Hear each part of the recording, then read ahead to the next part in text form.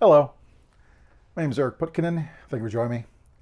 Today I'm talking about why or even how ignorance arises. It's sometimes a question I see and hear about, the self is omnipresent, the self is, omnipotent, the self is perfect, the self is, they have all these adjectives they like throwing on there. But some people fall into this question in the end. They go, well, then how does ignorance arise then?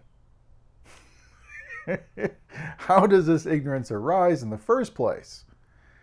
And ignorance arises because we choose it. Because if you are an omnipotent being and you want to experience surprise, say the experience of a surprise party, you have to deliberately choose to not know what's going on. And so you have to block off or blind yourself. So that way you don't know what's happening. You don't know what's coming. And then when the surprise happens, the party, you're surprised because you didn't know it was coming. And so ignorance fundamentally has to arise to fully experience the real breadth of everything that we can experience. Ignorance is limitation, a limitation of knowing. It's blind. This is blinded off. You can't know what's on the other side.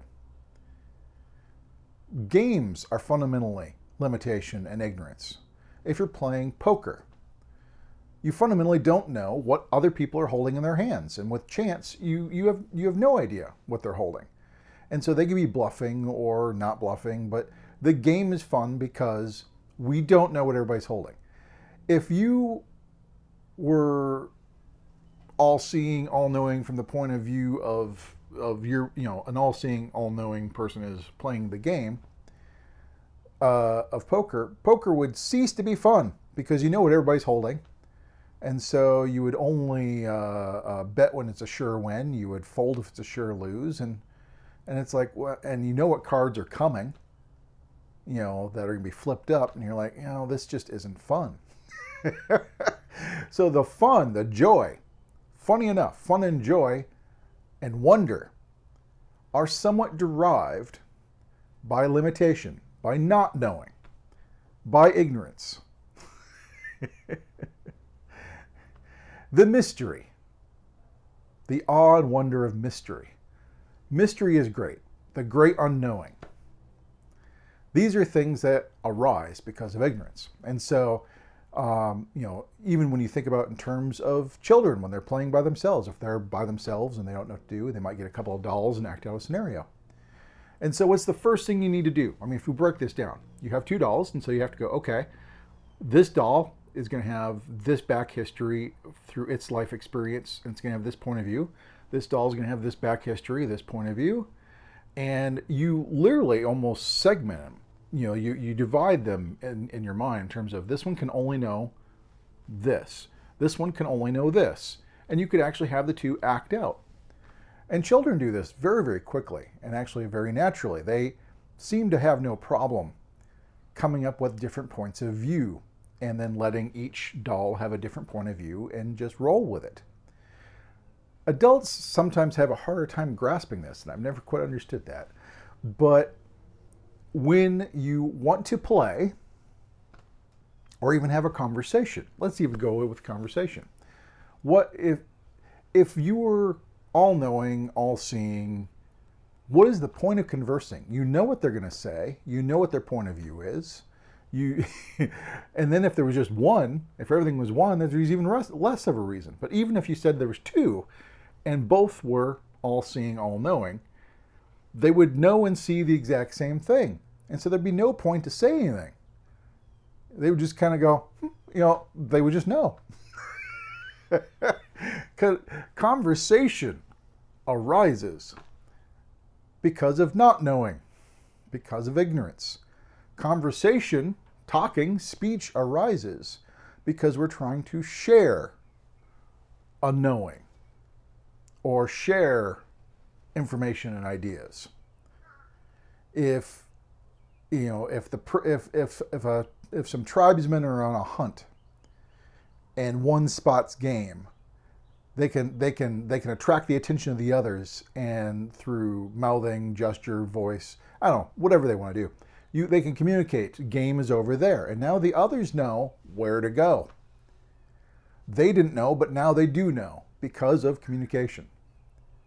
Communication only arises due to ignorance, due to limitation, to not knowing.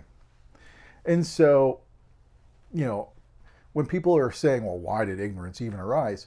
To a certain extent, it almost feels like they're saying ignorance should have never arose.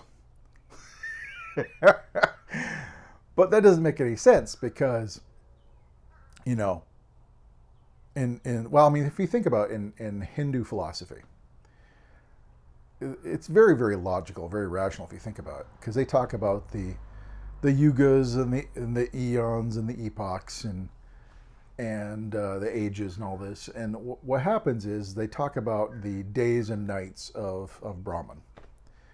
And so during the day, there's play.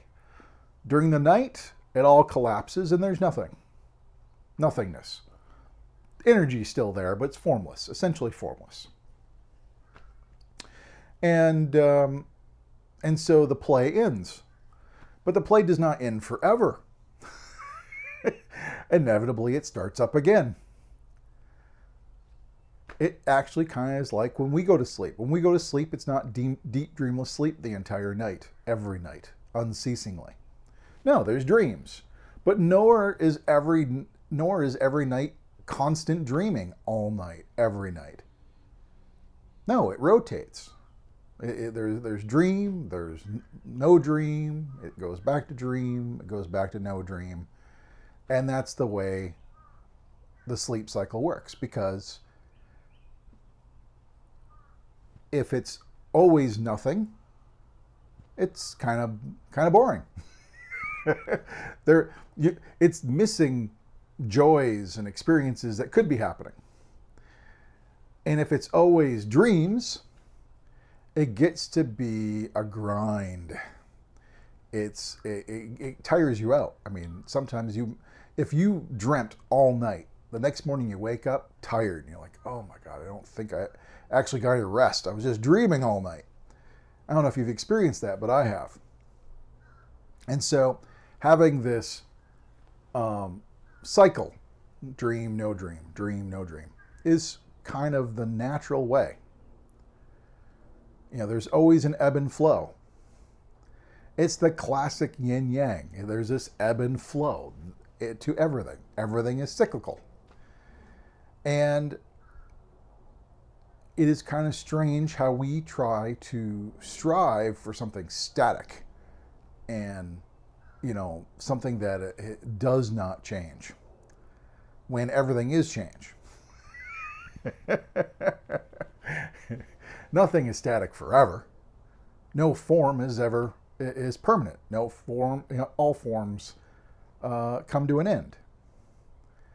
And so when you're saying, I want something that is unending, you're basically saying, I want a form that is unending. And in a weird kind of way, even formlessness, trying to strive for an ever unending formlessness, is striving for a permanent state. And that will give way to activity again. And so if you kind of accept that, there's this ebb and flow, and you accept that, hey, when, if there's going to be a day of Brahman and there's going to be dreams, in order to create this game, this play, the first thing we need to do is create a point of view. Multiple points of view. And we need to limit and have demarcations of not knowing. And so that way there's surprise and wonder and mystery. And so this is all basically in service to really enjoying the complexities of existence. Things are more interesting, I think, this way. Not forever, not for eternity does things keep going. At some point, there's going to be, I need a rest for a while, and things will fade. I mean, even on this planet, there won't be life forever. The planet will explode or go out, or something is going to happen at some point. This planet will end at some point. And so you got to kind of go, there's impermanence, there's change, there's not knowing, also known as ignorance. I think ignorance is kind of it's got a lot of negative connotation and baggage assigned to it. Really, it's not knowing. There's just not knowing. A surprise party's happening. My not knowing lets me be surprised. I'm playing poker. My not knowing lets me enjoy the game. We put a lot of connotation on ignorance, like there should never be ignorance. No, not knowing is a good thing, whether you call it ignorance or not. But this not knowing brings a lot of extra possibility, a lot of broader experience, more wonder, more mystery. And so, the why, to a certain extent, it's why not. It's more fun this way. Any child would know that. You ask a child, why are you playing with dolls?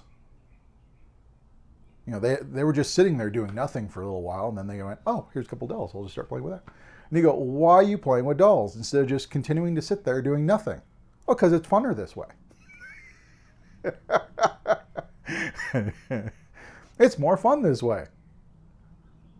But they won't play with dolls forever. At some point, they're like, this is getting dull, and they toss the dolls. And they might return to just sitting, or they might look for a different game to play.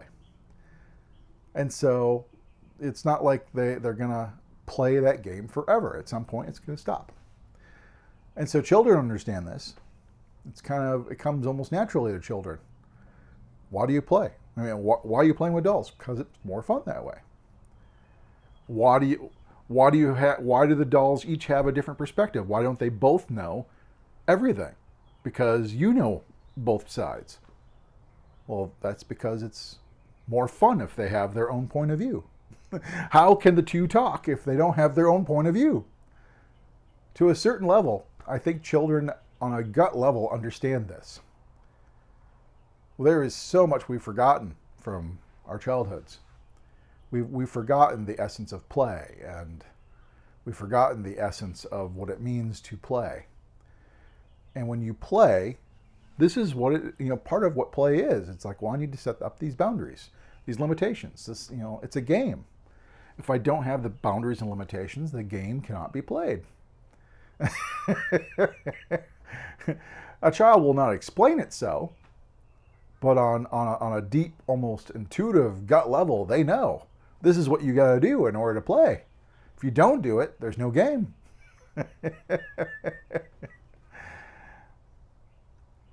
And so that's the why it arose, and the how is by choice. The self, by choice, figuratively turns its eyes away. It puts up blocks. It basically says, I don't know what's on the other side. For this body. For this body. So, because it's not a limitation. It's not a limitation on self. The self isn't limiting itself per se. It's just limiting perception. Perception comes via the senses of the body. And so each body can only know what this body sees. And so perception is inherently limited by the body that sees it. And so, and if all the eyes of different beings have their own point of view and can only know their point of view, because that's what their brain retains. Their brain retains the life experience of those bodies. Well, that's not a limitation on self. But this is the way the game is set up. So now each body has its own point of view. And it is only through a mistaken belief, a mistaken assumption that this split means we're actually separate, because there's only the self. There was no separation.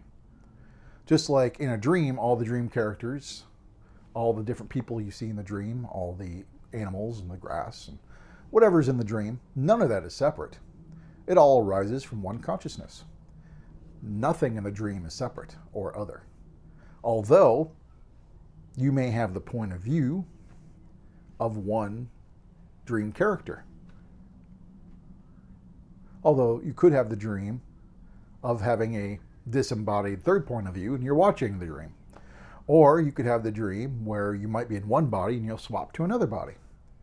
Dreams can vary, but the thing is there is always a point of view.